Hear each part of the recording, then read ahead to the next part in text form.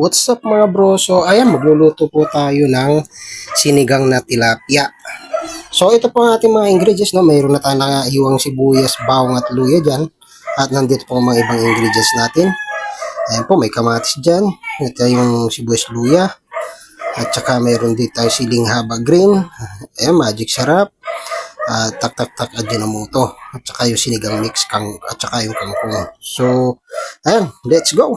Ito na po ang ating pinapakulong tubig, no? So, maglalagay tayo ng asin. Ayan, medyo dagdagan lang po natin ng konti yung asin natin. Ayan. At ilalagay na rin po natin ang kamatis natin na hiniwa. Ayan. At maglalagay na rin tayo ng hiniwang mga ingredients, sibuyas, bawang at luya. Ayan, para sabay-sabay na po yan. At pakukuluin lang po natin. At ito na nga po. At nakulo na mga bro. At ilalagay na natin itong mga tilapia natin. Na iniwa po natin ang tilapia. Medyo malalaki po kasi ng konti itong mga tilapia natin. Kaya mas maganda medyo ihuwain na natin para di ganun siya tignan. So mas masarap po siguro kung ang tilapia natin ay pinrito. Pero nagtitipid po tayo dahil napakamahal na po ng tangki ng gas na panluluto, no? So ayan po, ilalagay natin yung natin, paminta. Ayan. So maglalagay tayo ng pamintang balbal o durog. Ayan. At ito na nga po.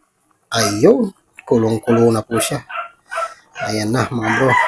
Nako, maamoy na, hambango. Amoy pinakuluan na. Ayan, at ilalagay na rin natin ang sili. So, hiniwa po natin ang ating sili, no, para may konting sipa po ng anghang. At ito na nga yung minagic na sarap. Ilalagay na rin natin yan para sabay-sabay na. At ito na nga po yung tak Ajinomoto, MSG kung tawagin. Ayan. Sabay-sabay na po yan. Ayan mga bro. At pakulay lang po natin, no. Ayan. So, ito na nga po, kulong-kulo na. At okay na yan. At ilalagay na rin natin ang ating kangkong. Ayan. So, isabay na po natin yan. Para nasa ganun malambot na. So, madali lang po talaga lutuin itong ating kangkong. Ayan. So, madali lang lutuin yan. Mga 5 minutes. Malambot na po yan. O 3 minutes, 5 minutes ang kangkong malambot na yan. Ayun. So, ilalagay na rin natin yung ating pangsinigang mix nang sa ganun maluto na. Okay.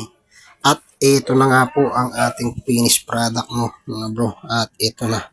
Ayan. Umuusok na naman sa sarap ang ating sinigang na tilapia. Ayun, naku, mukhang ang bango. Mapapalaban na naman si Kong J dito sa kainan. Ayan, pizza bow. Ayan, sinigang po na tilapia. Ayan, usok na naman sa sarap. Ayan mga bro, kainan na. Okay, thank you for watching. Ingat po tayo lagi at God bless po sa ating lahat. Ayan, ayos.